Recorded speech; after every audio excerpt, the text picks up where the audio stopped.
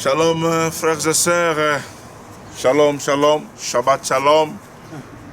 And Barakoum Jérusalem. Soyez le bienvenu à Jérusalem après 2 ans d'absence due à la pandémie que nous avons traversée. Le Seigneur permet que nous puissions nous retrouver de nouveau à Jérusalem. Nous sommes très reconnaissants à notre Dieu pour cela. Et là, je suis sur le mont des Oliviers.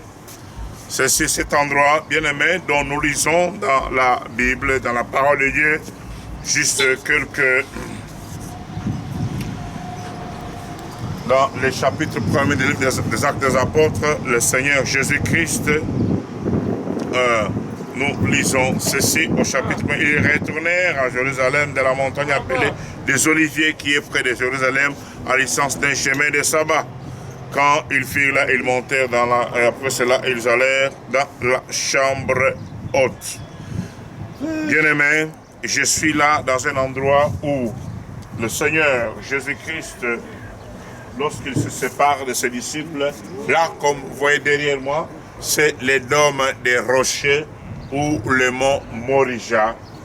Là, c'est la Moxée d'Al-Aqsa, c'est la deuxième grande place de musulmans dans le monde.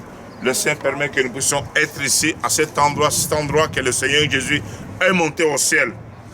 Est monté au ciel. Les anges sont venus dire à ses disciples: Homme, pourquoi restez-vous? Regardez en haut. Celui qui est monté, il reviendra de la même façon.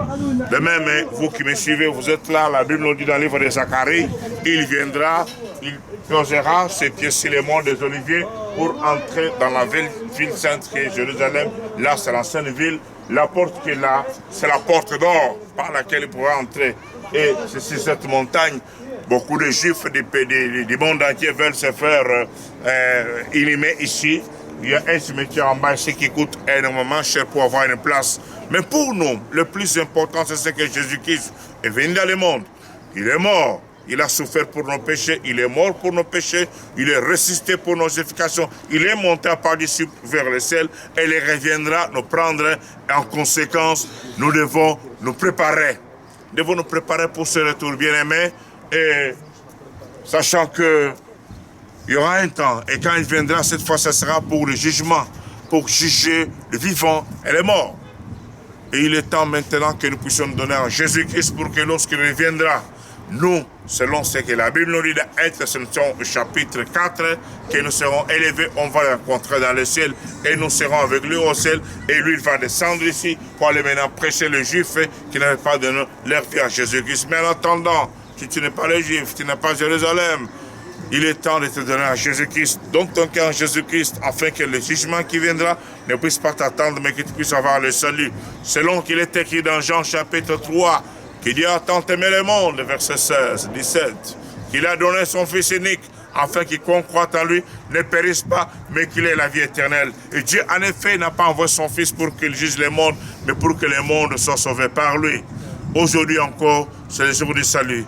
Aujourd'hui encore, c'est le jour de se donner à Jésus-Christ. Si tu n'as pas encore fait cela, tu peux faire cette prière. Seigneur Jésus-Christ, aujourd'hui, j'ai écouté ta parole. Je voudrais que quand tu vas revenir, je puisse aller avec toi. Je t'ouvre mon cœur. Je te donne mon cœur. Viens dans mon cœur. Deviens mon Seigneur et le Sauveur de ma vie. Et conduis-moi désormais. Et aide-moi à vivre la vie chrétienne. Si tu as fait cette prière, le Seigneur Jésus est entré dans ton cœur. Selon Apocalypse 3, le verset 20, voici, je frappe, si quelqu'un entend ma voix qui l'ouvre, j'entrerai celui, lui avec moi. Et voilà ce que le Seigneur veut pour toi, pour qu'aujourd'hui, tu puisses en gros se donner à lui. Shabbat shalom, Shabbat shalom.